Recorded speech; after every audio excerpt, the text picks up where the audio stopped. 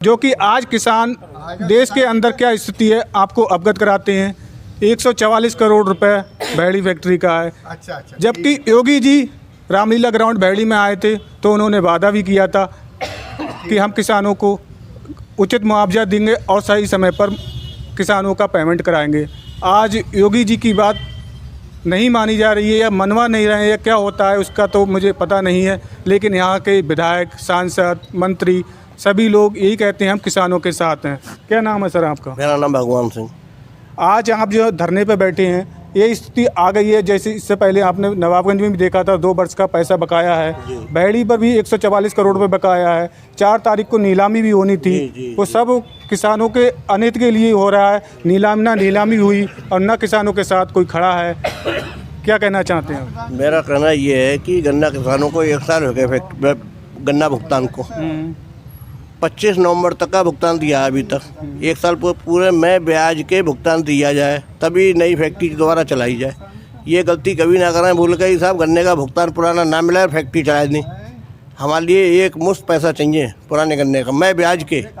ये है हमारी मांग। लेकिन अधिकतर मैंने देखा है जैसे आपके पहले जो थे किसान नेता थे BM सिंह, उन्होंने किसानों के हित की बात की, लेकिन किसान उनसे सपोर्ट नहीं करते हैं। आजकल हम ही लोगों में कुछ ऐसे हैं जो उन्हें सपोर्ट नहीं करते हैं। आप लोग यहाँ बैठे हैं, कुछ लोग आपकी अपेक्षा करेंगे कि कुछ जैसे मोहन सिंह थे दोपहरिया वाले, पहले वो बैठते थे तो उन पर किसान हमारे, मैं कनमन का रहने वाला हूँ, मुझे बताते थे कि दलाली कर लेते हैं, लेकिन ऐसा कुछ नहीं है।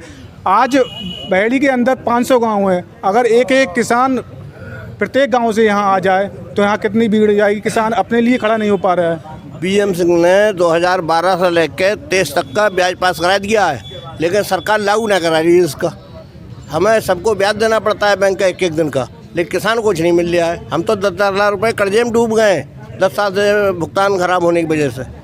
किसानों का हाल ख़राब है। और किसान को तो ये मामला, हम जो भी चीज़ खरीदेंगे, जैसे डीजल खरीदें, गैस खरीदें, चीनी, कोई चीज़ खरीदें, वो MSP रेट पर मिलाई हमें, और हमारा माल कोई MSP रेट कुछ नहीं है। 1800 उधार बेचा है। अभी गन्ना आया 300 रुपये बिक रहा है। किसान को भी तो जो तय हो वो भुगतान मिलना चाहिए। सरकार इसमें नाकाम है। और ये बोर्ड तो बहुत बड़ा बेईमान है हमारा, किसानों के साथ आता ही नहीं कभी। और उन्हें आज आना चाहिए, सचिव को भी आना चाहिए, डिप्टी साहब को भी आना चाहिए और बोर्ड को भी आना चाहिए। यहाँ पर किसानों की बात सुने। ये तो एक पक्षीय कार्रवाई कर रहे हैं। फैक्ट्री से मिल माल को मिले हुए हैं, पैसे ले लिए, सुनो बात खत्म। किसान भटक रहा है यहाँ पर। इसलिए किसान को एक मुश्त पुराना भुगतान मिले, मैं ब्याज के। 1 साल पूरी हो गई और नई फैक्ट्री चलाई जाए। पहले हमारा गन्ना का भुगतान दें पुराना, फिर नया चला। हमें वो भी 14 दिन के अंदर भुगतान चाहिए किसानों को। अब ये गोलमाल मामला बहुत गड़बड़ है, किसान डूब गया है यहाँ का। इसलिए एक मुश्त भुगतान फैक्ट्री चलाने से जैसे अभी योगी जी ने 30 रुपये बढ़ाए थे, उसमें सरकार बहुत वाहवाही कर रही थी, ऐड लगा रही थी और प्रचार भी कर रही थी, लेकिन किसानों की जो मूल समस्याएं हैं उस पर सरकार को क्यों नहीं ध्यान दिया? बड़ा बेईमानी की बात है। इतने सरकार बनी, मोदी जी ने जो वायदा किया था किसानों को हम 1.5 गुना देंगे। आज किसी भी कृषि संस्थान में आप देख लें जाए कि 330 रुपये लागत है गन्ना की लागत। उसके हिसाब से हमें 500 रुपये से अधिक मिलना चाहिए पेमेंट। ये कीमत बहुत नाकाफी है, बहुत कम करिए तय। ये तो 3 साल में तय करते हैं। किसान को क्या मिल रहा है? किसान तो घाटे में जा रहे हैं खेती करके। खेती अब घाटे की सौदा हो चुकी है। हमारा नया बच्चा तो खेती करने को तैयार ही नहीं है कोई। मोदी जी ने कहा था कि 2022 में हम किसानों की आमदनी दुगनी कर देंगे। 1.5 गुना कहीं दुगने के कुछ नहीं करा उन्होंने, बेईमानी करी। अब 2025 तो डूब गया। किसान जमीन छीनने के चक्कर में है जो, तो इसलिए घाटे भाव तय करना, पेमेंट ना देना, किसान जमीन छीनने वाली बात है। ये तो किसान तो डूब रहा है। हर किसान गांव में 5-10 किसानों छोड़ दो ना, तो हर किसान 10 साल में 10 लाख के घाटे में चला गया। ब्याज दे रहा है बैंकों से, पर लोन है। हम अब करते हैं ये भैड़ी से। अब मैं इस समय आप दिखा रहा हूँ, पीछे भी दिखा दो। भैड़ी से सभी लोग आज धरने पर बैठे हैं और इनका एक ही मांग है कि हमारा पहले बकाया मिलना चाहिए, उसके बाद ही हम फैक्ट्री को चलने देंगे। आज ये कहते हैं सोसाइटी का मेन गेट है, गेट दिखा दो, मेन गेट है, और इस गेट के बराबर में आज किसान धरने पर बैठे हैं। ये दुर्भाग्य की बात ये भी होती है, किसानों के साथ कोई खड़ा नहीं होता है। सरकार किसान के नाम पर वोट ले लेती है, जवान के नाम पर वोट ले लेती है, लेकिन किसानों के साथ आखिरकार है कौन खड़ा? क्या नाम है सर आपका?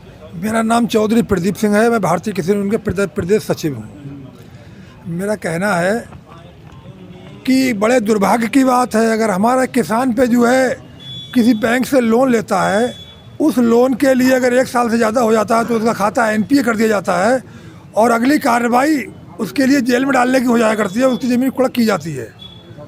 और आज एक उद्योगपति पे हमारा किसानों का पैसा आ रहा है। सरकार ना तो उस पर FIR करने के बाद आज तक गिरफ्तार कर पाई, ना बंद कर पाई, ना कोई उसका खाता NPA कर पाई, और सरकार ये कह रही फैक्ट्री चलाओ। और ये लोग बोर्ड समर्थन में, बोर्ड का मतलब जो समिति है हमारी, अगर जो अध्यक्ष हैं, ये समिति अगर ये सेंटर को मना कर देती तो आज ये सेंटर जो है केसर मिल के ना होकर के किसी अन्य फैक्ट्रियों के होते, जो पैसा नगद देती और इसकी ज़मीन बेच करके हमारा पैसा दिलाया जाता। हम लोगों की मांग ये है कि अगर जब तक ये पैसा ना दे तब तक अन्य फैक्ट्रियों के लिए यहाँ का गन्ना भेजा जाए और यहाँ अन्य फैक्ट्रियों के सेंटर लगाए जाए मैं गेट से सारे। यही हमारी मांग है और यही चाहते हैं। अगर ऐसा नहीं हुआ तो हम फैक्ट्री में ताले डलवाने की भी विचार करेंगे।